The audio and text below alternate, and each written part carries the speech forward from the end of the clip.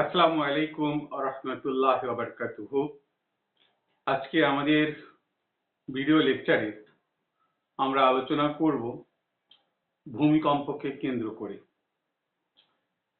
সেটা হলো ভূমিকম্পজনিত ভয়, আতঙ্ক, হোমিওপ্যাথি চিকিৎসা এবং তার মানসিক ব্যবস্থাপনা।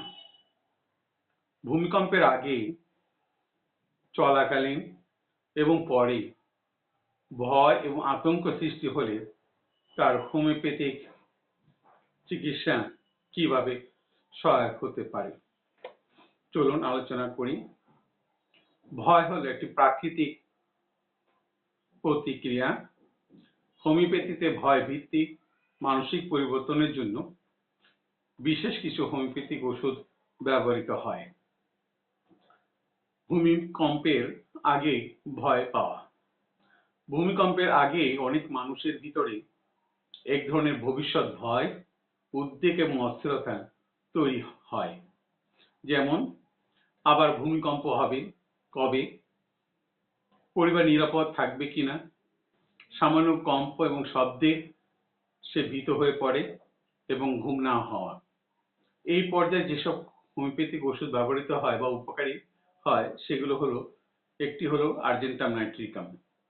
সেখানে ভবিষ্যৎ নিয়ে উদ্বেগ থাকে, ভয় পেলেই তার হাত পা কাঁপতে থাকে এবং তার দৌড়ানো পালানোর ইচ্ছে জেগে যায়। পরবর্তী ওষুধটি হলো ডেলসিমাম। খবর দেখে ভয় তার বেড়ে যায়, দুর্বলতা এবং মাথা ভার হয়ে যায় এবং পরীক্ষা ভয়ের মতো তার পূর্ব ভয় কাজ করতে থাকে। তার পরবর্তী ওষুধ হলো অ্যাকোনাইট ন্যাপিলাস। অ্যাকোনাইট ন্যাপিলাসে হঠাৎ করে যদি ভয় আতঙ্ক হয়ে পড়ে এবং প্রচন্ড রকম ভয় পেয়ে যায়, তখন ব্যবহৃত হয়। মনে হয় তার কিছু খারাপ হতে যাচ্ছে, রাতের দিকে তার ভয় বেশি বেশি লাগে। এক্ষেত্রে আমাদের করণীয় কি? খুব গভীরভাবে নিঃশ্বাস নেওয়া, শ্বাস প্রশ্বাস চালু রাখা, নিরাপদ পরিকল্পনা তৈরি করা এবং নিউজ কম কম দেখা এবং মাইন্ডফুলনেস থাকা। এবার আসুন ভূমিকম্পের সময় ভয় পাওয়া। ভূমিকম্প শুরু হলে ভয় স্বাভাবিকভাবে তীব্র হতে থাকে। এ সময় প্যানিক অ্যাটাক পর্যন্ত হতে পারে। শ্বাস প্রশ্বাস দ্রুত হওয়া, চিৎকার করা, নিয়ন্ত্রণ হারানো, এইগুলো সাধারণভাবে ঘটতে থাকে। মনে রাখবেন, এই মুহূর্তে হোমিওপ্যাথিক ওষুধ তাৎক্ষণিকভাবে কাজ করে না এবং করবেও না।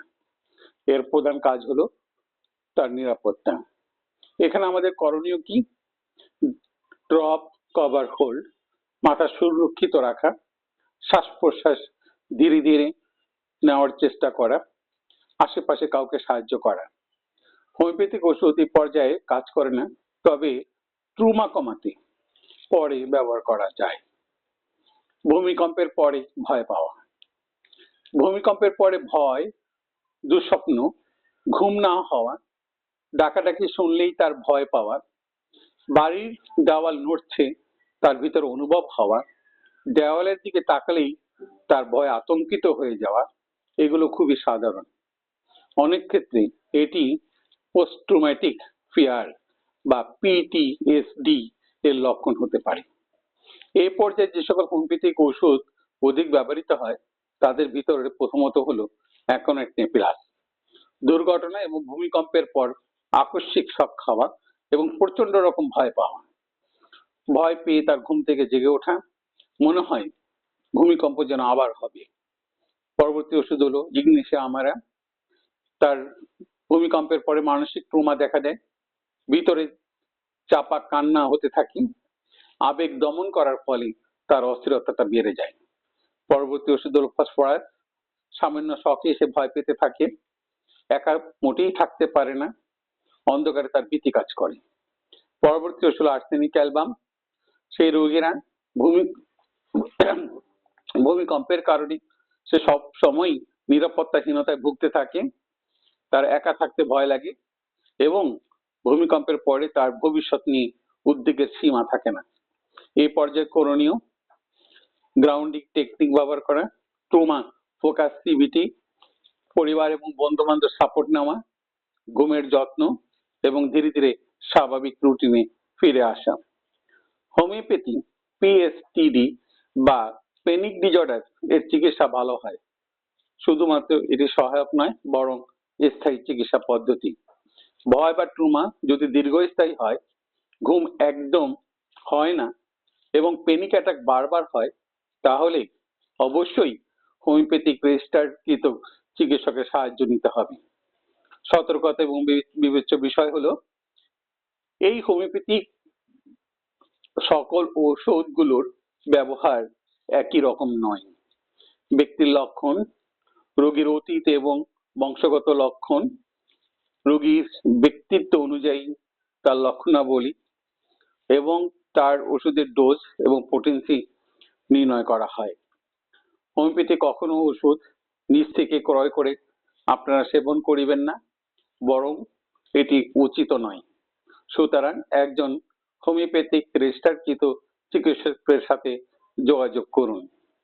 ভূমিকম্পের মতো দুর্যোগ ভয় পাওয়াটা স্বাভাবিক, তবে সঠিক মানসিক প্রস্তুতি, নিরাপত্তা এবং প্রয়োজনে হোমিওপ্যাথিক চিকিৎসা আপনার জন্য স্থায়ী সহায়ক হতে পারে। ধন্যবাদ সবাইকে। নিরাপদ থাকুন। আল্লাহকে আমাদের সকলকে হেফাজত করুন। আসসালামু আলাইকুম। দেখা হবে আগামীর কোনো এক পর্বে।